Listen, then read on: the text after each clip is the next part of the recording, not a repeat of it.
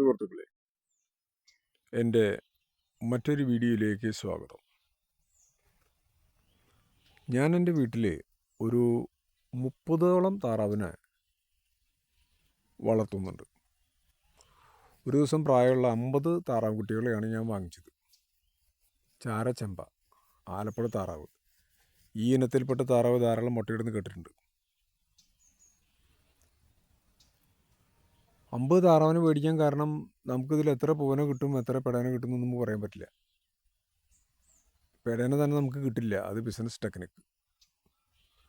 3.5 മാസം നമുക്ക് മനസ്സിലാവും എത്ര പൂവനുണ്ടെന്ന്, എത്ര പടിയുണ്ടെന്നൊക്കെ. മേടിച്ച അന്ന് മുതൽ തൊട്ട് 4 മാസം വരെ ഞാനിവർക്ക് മാർക്കറ്റിൽ നിന്ന് സ്റ്റാർട്ടറും ഗ്രോവറൊക്കെ ആയിട്ട് തീറ്റ കൊടുത്തു. പിന്നെ വീട്ടിൽ വേസ്റ്റും. പെട്ടെന്ന് തന്നെ വളർന്നു. 4-ാം മാസം മുതൽ ഇവർക്ക് മുട്ടത്തീറ്റ കൊടുക്കാൻ തുടങ്ങി. ഇതിനിടയ്ക്ക് ഞാൻ ഈ പൂവൻ താറാവിനെ ഒരു 20 എണ്ണത്തിനെ പിടിച്ചു കൊടുത്തു. 5 എണ്ണത്തിനെ അവിടെ നിർത്തി. അപ്പോൾ മൊത്തം 30 താറാവ്, 25 പൂവനും 25 പേടയും. 5-ാം മാസത്തിൽ ഇവർ മുട്ടയിടാൻ തുടങ്ങി. ഈ മുട്ടത്തീറ്റ കൊടുത്താലും ഇവർ 10 ദിവസം മുട്ടയിടും, പിന്നെ 5 ദിവസം മുട്ടയിടില്ല. അങ്ങനെയാണെങ്കിൽ നഷ്ടക്കച്ചവടം.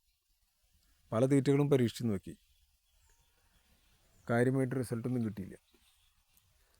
ഞാൻ എൻ്റെ വീട്ടിൽ ഈ ചുവന്ന ചീര ധാരാളം നട്ടു വളർത്തുന്നുണ്ട് വീട്ടിലാവശ്യത്തിന് വേണ്ടി.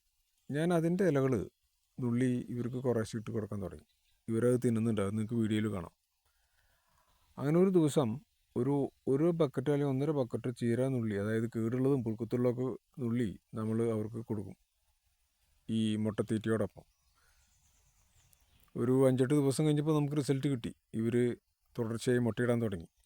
അപ്പോൾ ഈ മുട്ടത്തീറ്റയോടൊപ്പം നമ്മൾ ചീരയുടെ ഇല കൊടുക്കുകയാണെങ്കിൽ ഇവർ ധാരാളം മുട്ടയിടും.